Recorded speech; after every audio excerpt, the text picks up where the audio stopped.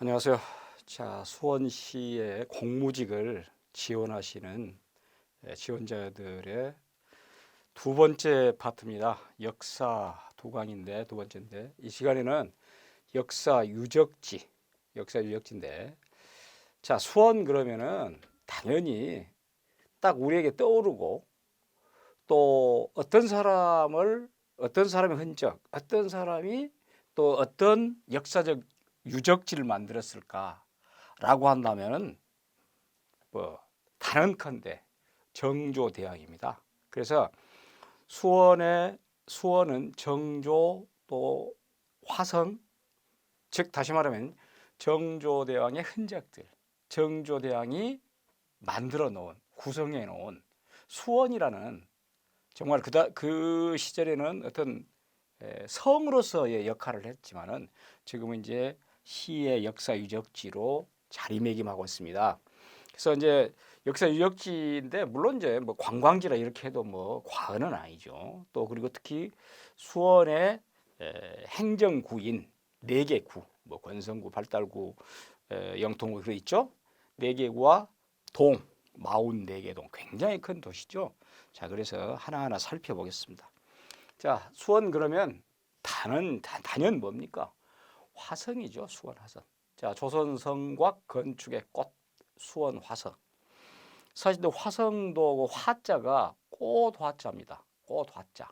그러니까 뭐 태양이라는 뜻도 있고 화란 뜻이 화가 여러분들 그 불초변에 쓰죠. 이 화인데 이 화란 말이 태양 뭐 가운데 있는 뭐 그런 뜻이죠. 아주 중심. 이게 중국을 우리가 중화민국 그러죠. 그런 맥락이에요. 그래서 조선 22대 정조대왕이 장은세자에 대한 장은세자 우리가 사도세자라 그랬는데 나중에 장은세자 그리고 특히 이제 다음에 왕은 하지 않았지만은 이 사도세자 장은세자를 뭐라 했습니까? 장조라 그랬습니다. 그러니까 자기 아버지는 영조고 자기 아들은 정조죠. 정조. 이건 장조라 그랬어요. 장조. 대단한 효심이 있었죠. 물론 이제 그 자기 아버지가 억울한 죽음을 당했다. 이제 그것에 대한 어떤 아들로서 그래서 아버지의 원을 풀어줘야 되겠다. 그런 맥락이 되겠죠. 부친의 원침을 수원 화산으로 옮긴 후 1796년 9월 완공됐다. 자, 1796년. 사실은 정조대왕은 1800년에 승하를 합니다. 돌아가셔요. 그러니까 그로부터 4년 전인데. 자, 자기 아버지, 자기 세자 책동됐으나 당정 해말, 특히 그때는 노론입니다. 아주 그때 노론의 그 기세가 대단했죠. 물론 그것을 특히 영조께서는 이 정조의 할아버지인 영조께서는 그 당쟁을 어떻게 하면은 없을까라는 탕평책을 했지만 그렇게까지 썩 성공 못하고 사실은 정조 대왕도 등극을 해가지고 지속적으로 그 노론들의 살해 위험을 아주 여러 번 겪었어요.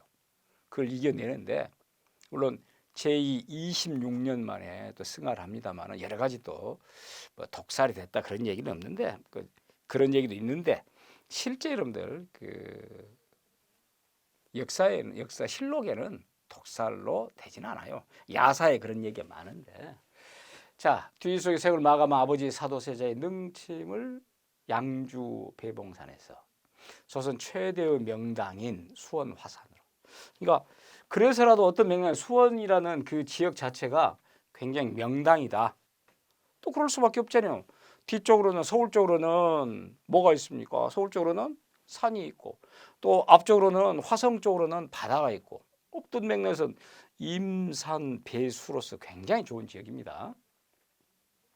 화산 부근에 있던 읍치를 수원 팔달산 아래 지금 이주로 옮기면서 축성되었다. 효심의 축성이 근본이 되었을 뿐만 아니라 당정에 의한 당파 정치, 근절, 강력한 왕도 정치의 실현 이런 여러 가지 거기다가 또 수도 남쪽에 국방 요새라라는 그런 맥락까지 이어지겠죠. 자, 이 수원의 화성인데 화성이 이제 수원 화성은 문이 결국은 네 개가 돼 있습니다. 원래 동서남북.